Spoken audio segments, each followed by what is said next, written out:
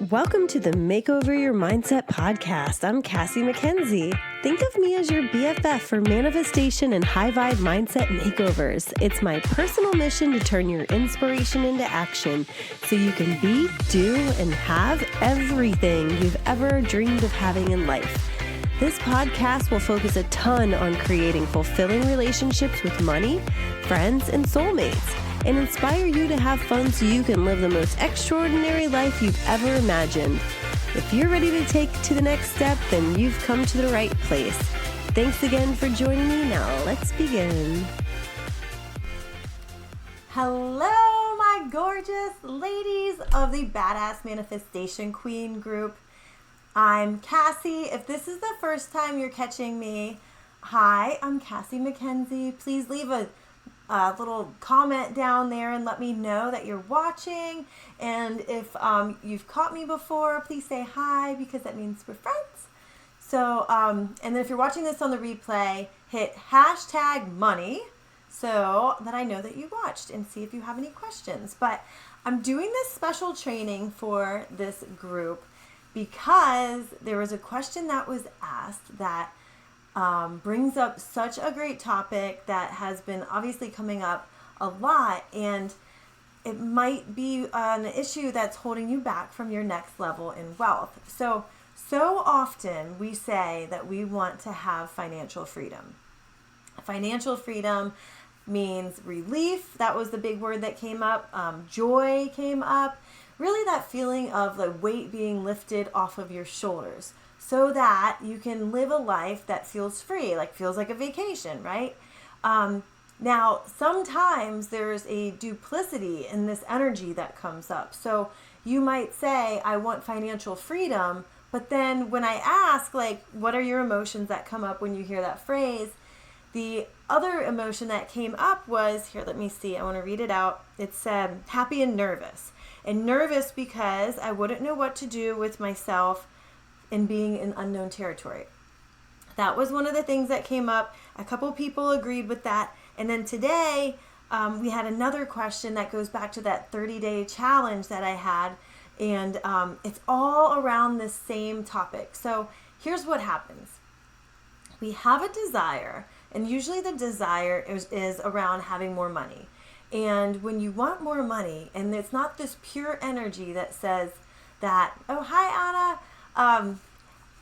It's not this pure energy that says, I really would feel joy or I'd feel complete relief and I could imagine myself spending all of this money, so easily and effortlessly, and there's no like weird underlying feelings that go on, then great. That means there's no resistance under there holding you back from your next level. But if for some reason you've been maybe unhappy with where you are financially, or you've been trying to manifest money, or trying, I shouldn't even say trying, because my NLP training, I know better. There's kind of like what Yoda says, do or do not. There is no try, right?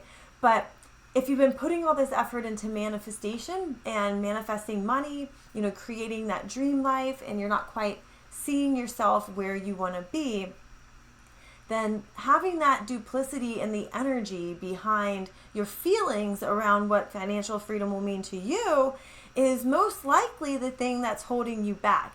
And this isn't a bad thing. Like I said to Anna earlier, let me read out her question. So day 24 of the task, you're supposed to go and take that $100 and spend it. Imagine yourself spending it over and over and over again, which creates the feelings of abundance, creates that vibration of, I already have this money.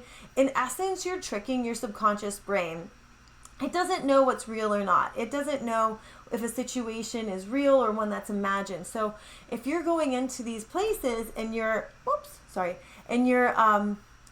imagining yourself spending $100 on this bag or $100 on a new backpack for your kids, or I don't even know like what you'd want to spend your money on, but the point is to, recreate that activity as if you're already doing it and as if you already have the money, so that your subconscious brain is imagining you as that next level person. It's collapsing time. It's getting you into that role already of the person who can freely go and spend on whatever you want to spend on, and you can have no guilt or whatever weird feelings about it.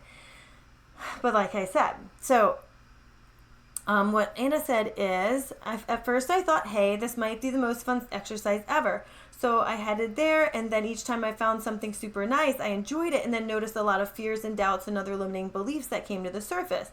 So what are you supposed to do about that? Practice so often that it disappears, or write the stupid things on paper and burn the paper? I love that. You crack me up. You're hilarious.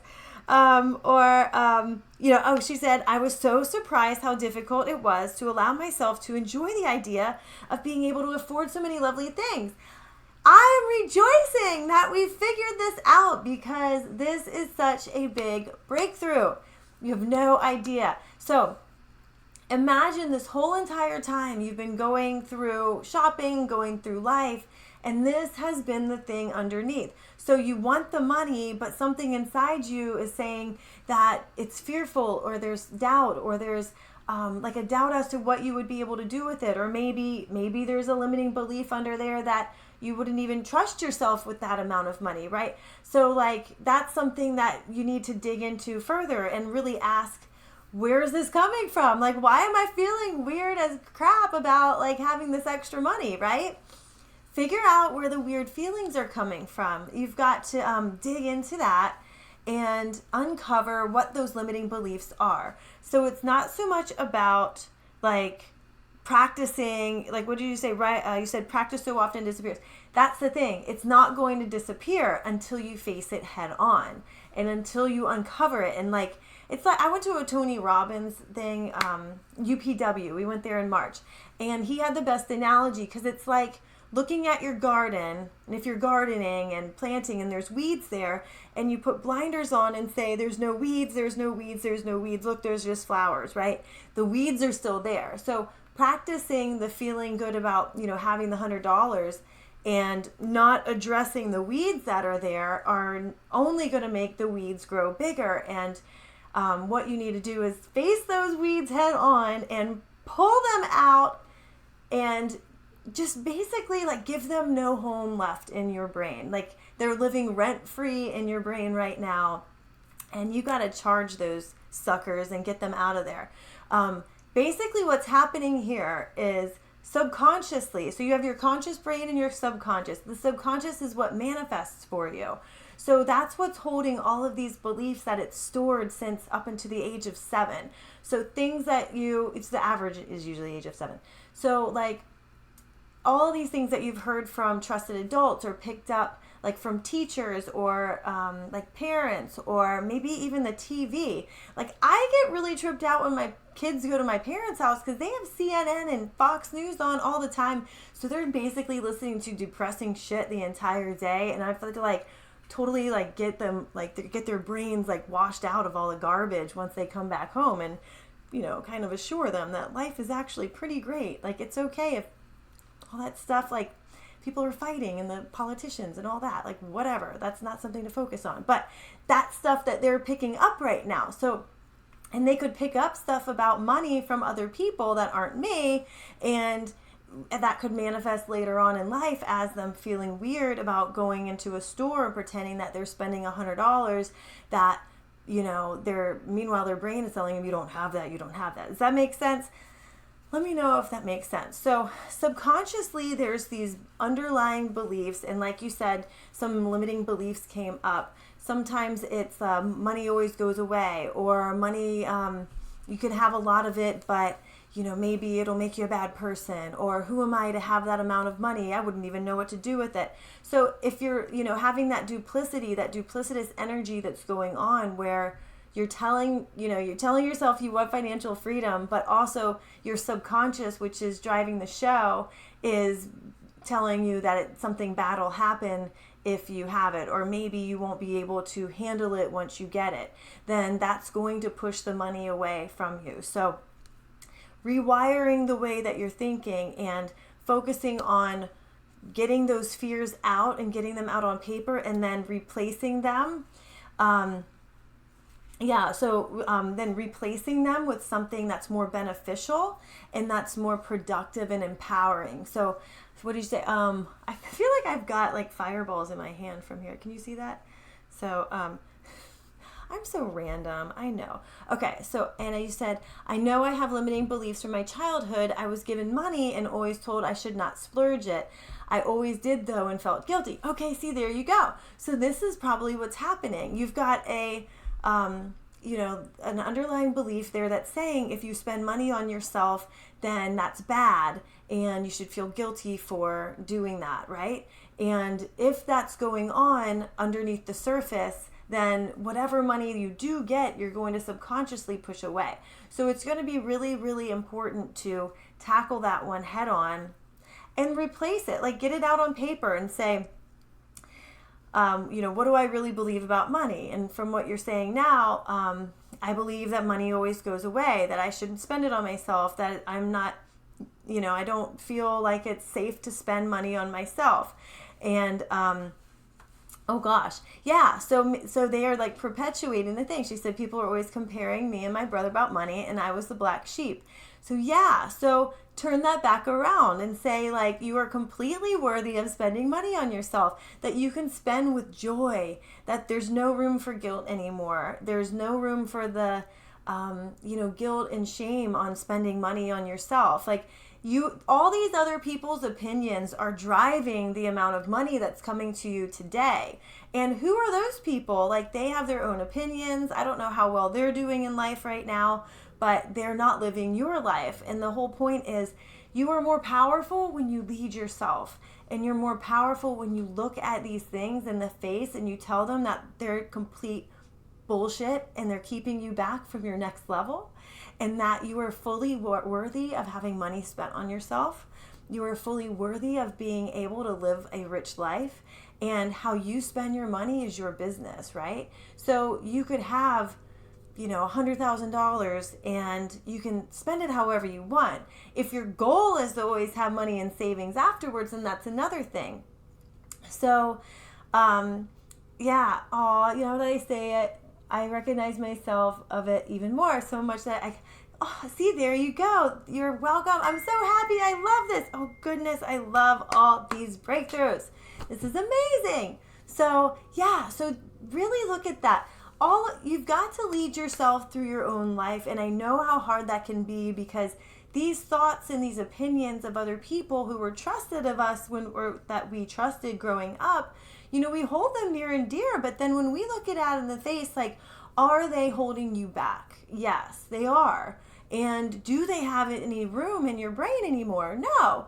So really, wouldn't it impress upon yourself to be able to lead yourself away from these limiting beliefs that other people put on you? And because who are they to say? Who are they to say how you should lead your life? Like, I remember people talking about my younger brother the same way, and they said money burns a hole in his pocket. But I swear to God, he is one of the most fun and joyful people who loves his life. And that to me is the point of having money. It is to enjoy spending it, spending with joy. If you spend with the energy behind it of joy and abundance and you're worthy of it and you are like, there's always more where that came from, then that is what's going to magnetize more to you. And I know that sounds really simple, but it's the truth. Like, we are all energetic beings, right? So we have energy all the time, and the energy that we put out into the thoughts and ideas and beliefs that we have determines the results that we get. And so it determines what comes back to you as well. So I hope that helps. I know this was such a big issue and such a big thing that came up. I just had to hop on live and handle it because I really the goal here is when you hear the phrase financial freedom, your goal is to feel nothing but the weight is left off my shoulders, pure joy, happiness, worthiness, and power, standing you're powerful.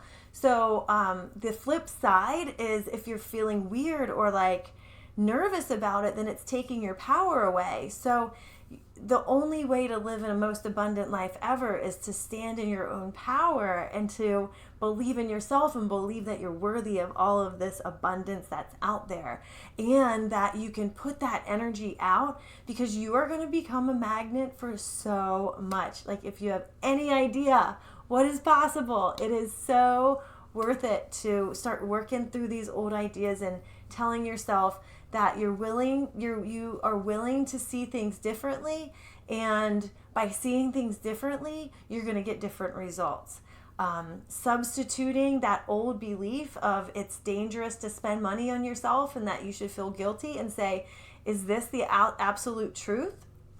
Like, do I have any people in my life that spend money on themselves and I actually like look at them like, whoa, they're happy and they love it? Like, find those examples, because retraining your brain is the key here. Like, to tell yourself that it's okay, and that there's plenty of people who do great things with money, and that good people are going to do good things with money, and you're a good person. So more of it coming your way only helps everybody around you. So creating those new neural pathways of good feelings with the money coming to you, and like having this clean, pure like energy around it, is what is going to make you feel the best about the topic. And when you go to the mall again after you've worked through this, try to notice, do you feel better? Is it possible to go and like purely feel like I am worth all of this, and it's okay, it's safe, like there's nothing to lose by me taking care of myself, right? Think about it on the airplane, right? You ride on the airplane, in the safety briefing, they say, if there's a cabin pressure loss, give yourself the oxygen first before helping the ones around you, so that you could be of most help in the event of an emergency, right? The same thing goes for this energy of money. You want to make sure you're giving yourself the most energy and the most purest energy possible, so that you can attract the most to you, and then you'll be able to help whoever you want around you. So I hope this was helpful, and if you guys have any more questions, I'm here to answer them. Yeah, hope that helps, y'all. Have a great Tuesday, and I'll be talking with you soon. Go celebrate. Thank you so much for choosing to push play on another episode of the Makeover Your Mindset podcast. If you absolutely loved today's episode, please take a minute to screenshot the episode, put it on Instagram, tag me, and let me know what's working for you. I absolutely love hearing from each and every one of you, and I love being able to bring this podcast to you on a weekly basis. Also, please take a minute, if you're loving the podcast, and leave a rating and a review. I absolutely love each and every review that's been put on iTunes. They help us reach more people, help more people find out about the Makeover Your Mindset podcast, and keep the good stuff coming to you. Thanks again so much. I love you all, and I look forward to meeting here again next week.